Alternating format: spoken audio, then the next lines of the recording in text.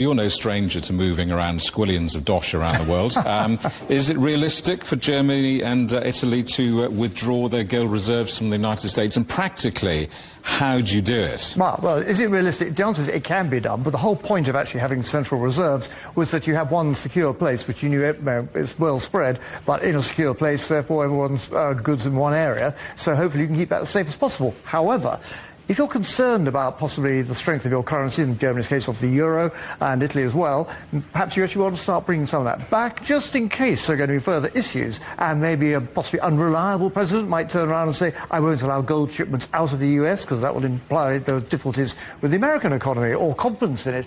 That might be what's going through their mind. Also, if a country brings its gold back, it's showing support and saying our currency is backed up by gold, which of course has never been the case ever since we got rid of the gold standard. We have to go back to 1946, and then we got Bretton Woods, and then the breakdown of that as well. So you have to be very careful by doing this, because if you start doing it too much, you'll start creating a moral lack of confidence, insecurity, and people are asking, what's wrong? Why are you doing this now? But at the moment, and you mentioned this earlier, gold obviously a traditional safe haven for investors. In uncertain times at the moment, we're seeing people jump into that, and it's also a way to hedge inflation somewhat, isn't it? It is indeed. Of course, Britain has a fantastic history of this, as once upon a time our Chancellor, Mr. Gordon Brown at that time, in 1999, managed to sell her gold at that price. I think it was $276 an ounce, as opposed to the current price of $3,322. Brilliant idea, that, by our Chancellor. Never let politicians make investment decisions. Yes, it is seen as that backstop. But bear in mind, gold, you can hold it, you can see it, and stroke it, but it doesn't give any dividends. There's no income coming from the thing. So, be rather wary. That's why people, if you start seeing countries mucking around with their gold, then it means that they're concerned, therefore we're concerned about their concern, and you're creating that nervousness again. This economy, the global economy, needs more confidence. That's why you need the tariffs sorted out quickly, so you can get back to growing the economy again. So what is the outlook on gold then? I mean, we've seen prices dip again after the ceasefire between Iran and Israel come in. Uncertainty continues, though, as you hinted. I mean, I wonder, could prices go up further? Yeah, prices could very easily go up further. You only have to look past 24 hours, as you've seen with what's happened in terms of concern over whether the big bombs actually had their effect in Iran or not.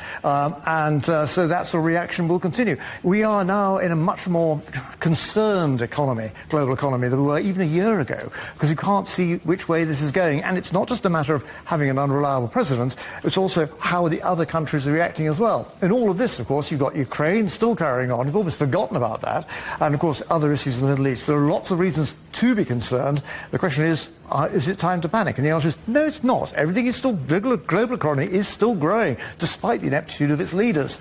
We just have to make sure that continues to happen, otherwise it's back to Wales with the Scotch. Well, I'm glad we're not panicking or going back to Wales currently. I want to talk though about the trend of de-dollarisation. Is this all part of the same story? Yeah, what your countries are very concerned about find themselves being tied to the dollar. You've had certain countries which actually have converted their domestic currency to the dollar.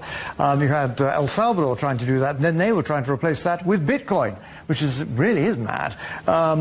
So people trying to pull themselves away from it, and particularly look at those South American nations who often had a lot of American dollar debt, and of course if the dollar then rises, they're in a position where they're having to pay back more money in their domestic currency.